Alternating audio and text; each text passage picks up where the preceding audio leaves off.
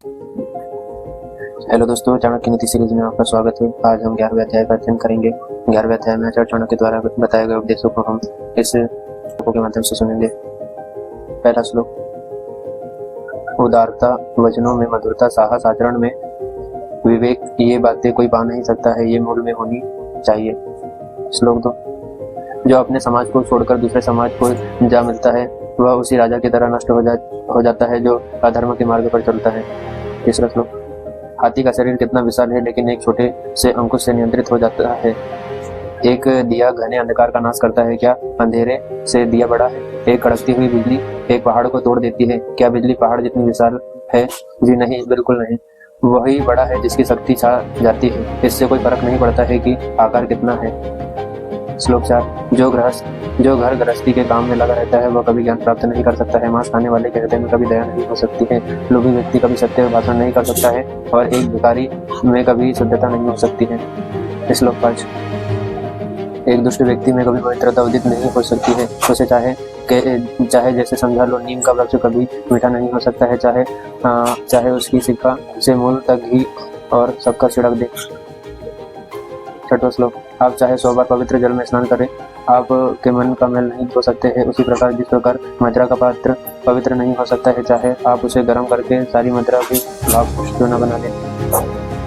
श्लोक 7, इसमें कोई आश्चर्य नहीं है कि व्यक्ति उन बातों के प्रति अनुधिकार कहता है जिसका उसे कोई ज्ञान नहीं। उसी प्रकार जैसे एक जंगली शिकारी की पत्नी हाथी के सर पर मणि फेंककर गुंजे की माला धारण करती है।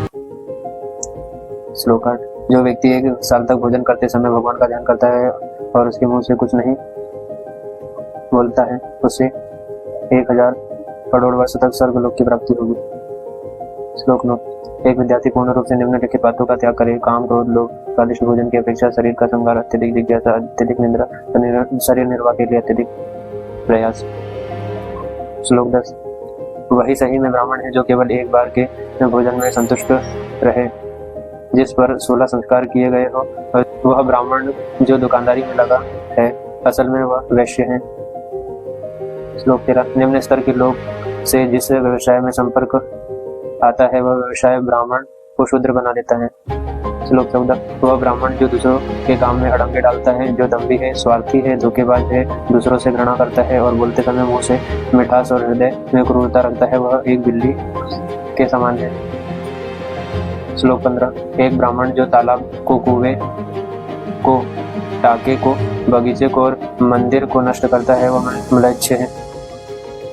श्लोक 16, वह ब्राह्मण जो भगवान की मूर्ति की संपदा चुराता है, वह आध्यात्मिक गुरु और दूसरों की पत्नी के साथ करता है वो, और जो अपना गुजारा करने के लिए कुछ भी और सब कुछ खाता है वह चांडाल।